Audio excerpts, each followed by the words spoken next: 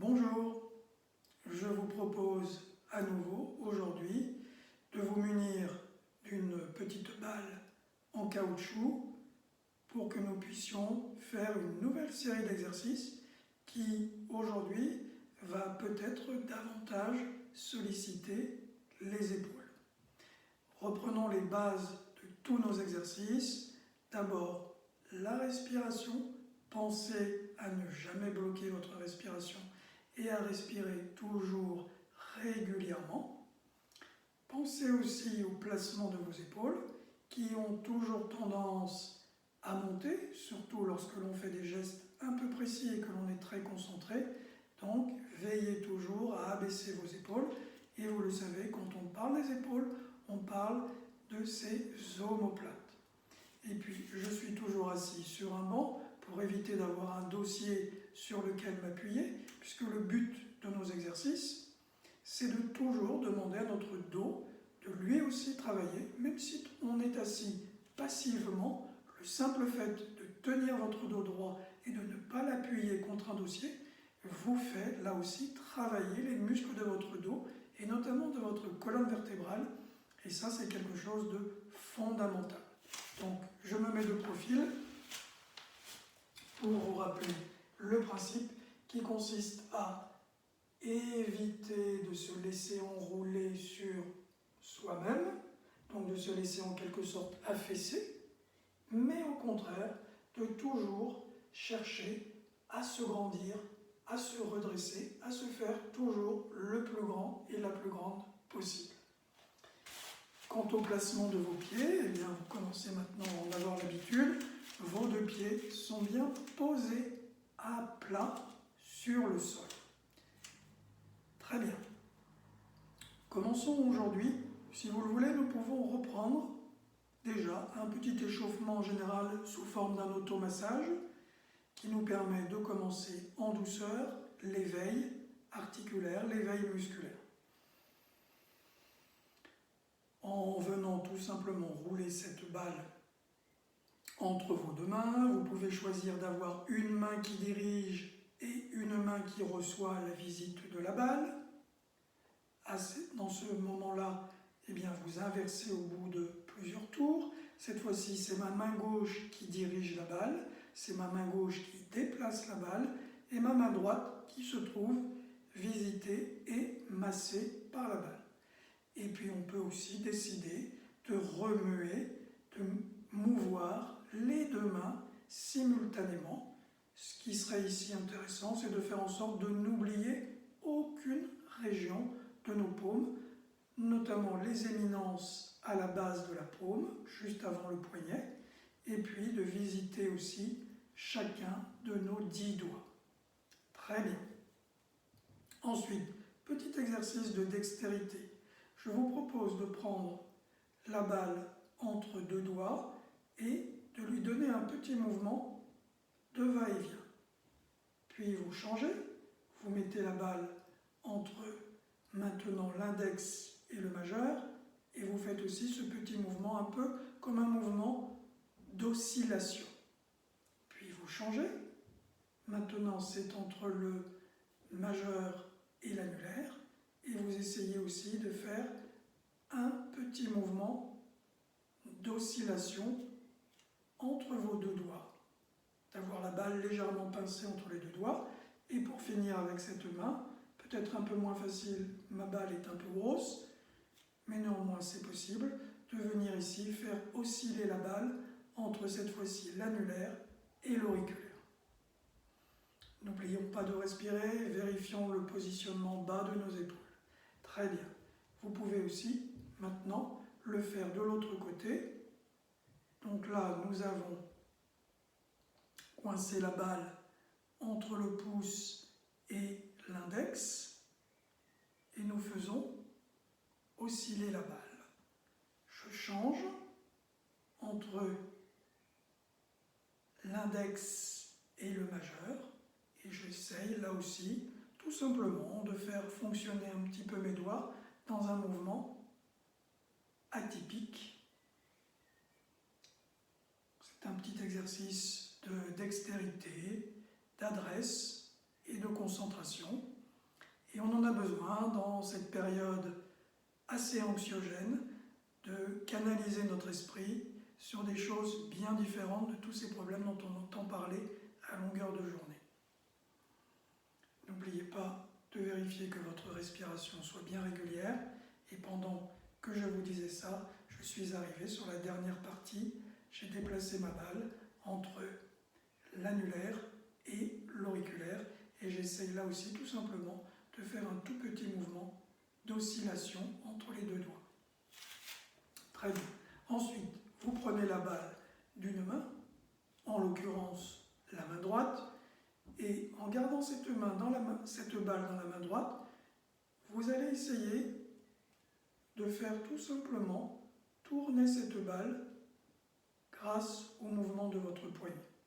Donc comme je vous l'ai dit, plus la balle va être proche de vous, moins votre épaule fatiguera, plus la balle sera distante de votre corps, et donc votre bras étendu, plus votre épaule sera sollicitée, et en cas de petits problèmes à l'épaule, de pathologie ou de tendinite, cela peut être assez douloureux. Donc, en fonction de vos capacités, vous pouvez faire l'exercice proche du corps ou l'éloigner progressivement, ce qui nous permet aussi à ce moment-là d'associer un travail plus intense de l'épaule.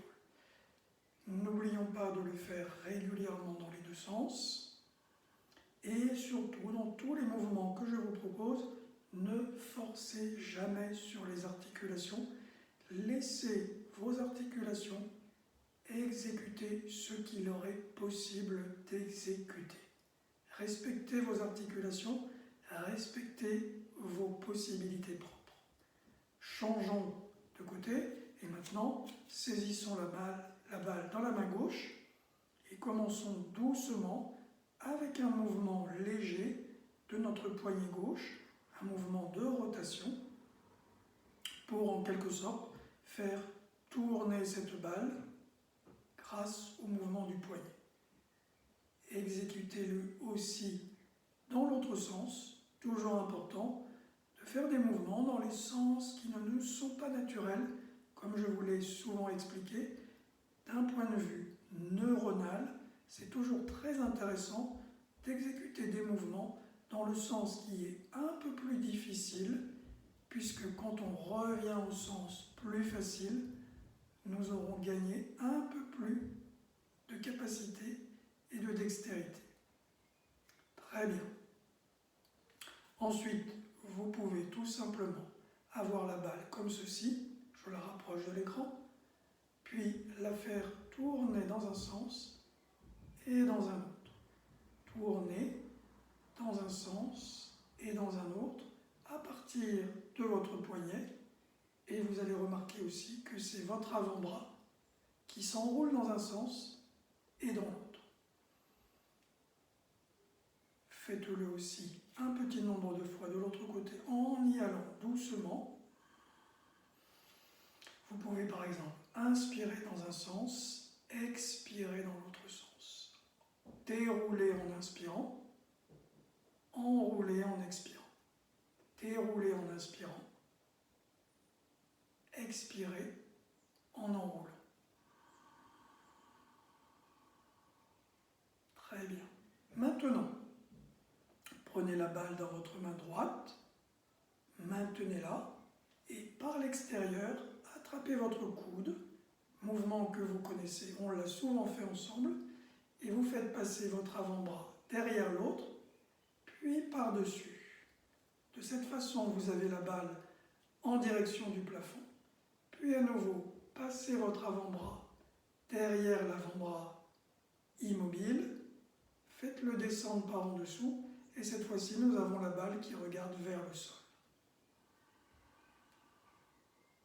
Là aussi, je vous laisse le choix, par exemple, d'inspirer sur une phase, d'expirer sur l'autre.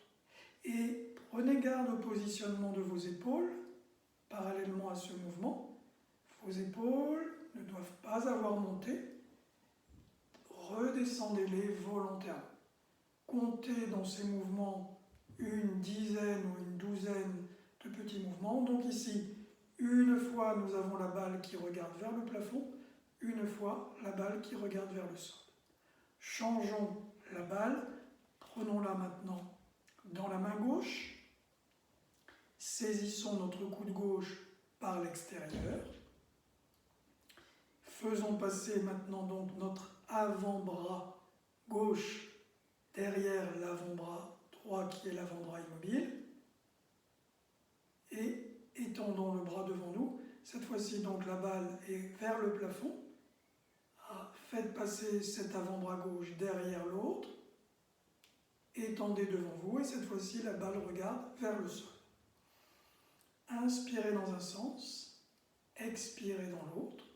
Vérifiez le bon positionnement et surtout l'abaissement de vos épaules. En tout, là aussi, 10 à 12 fois. Relâchons. Petit exercice ici pour continuer avec maintenant un peu plus spécifiquement nos épaules. Cette balle, je vous propose, je me mets de profil. Pour vos épaules, vous allez passer cette balle derrière vous, l'attraper avec une main, puis la ramener devant. On fait tout simplement déplacer cette balle en ceinture autour de notre taille. Quand la balle passe derrière, nous allons prendre le temps d'inspirer complètement. Puis, lorsque nous ramenons la balle devant, nous allons expirer en n'oubliant pas de serrer les sphincters. Prenons donc le temps, tant que la balle est derrière, nous remplissons nos poumons grâce à l'inspiration par le nez et expirons en serrant nos sphincters, en ramenant la balle devant, et ainsi de suite. Inspirez en allant saisir votre balle derrière. Expirez en la ramenant devant. Faites-le maintenant aussi dans l'autre sens. Inspirez derrière jusqu'au remplissage complet de vos poumons, si c'est possible, par le nez évidemment. Expirez en ramenant la balle devant vous par la bouche. Puisque c'est une expiration bien volontaire, n'oubliez pas en expirant de serrer les sphincters. Derrière, nous remplissons complètement nos poumons. Et devant, nous les vidangeons complètement.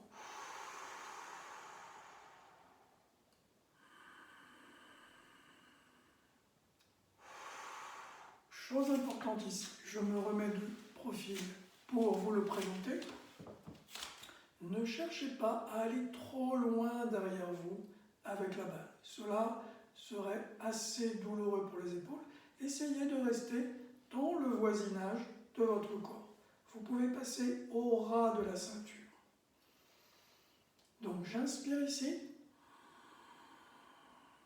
J'expire sur le devant. J'inspire. J'expire devant. Attention aux épaules, ne les laissons pas monter. Eh bien, pour cette séquence, je vous remercie et je vous prépare la séquence suivante. Encore merci de votre attention, de votre écoute et de votre fidélité. Merci et à bientôt.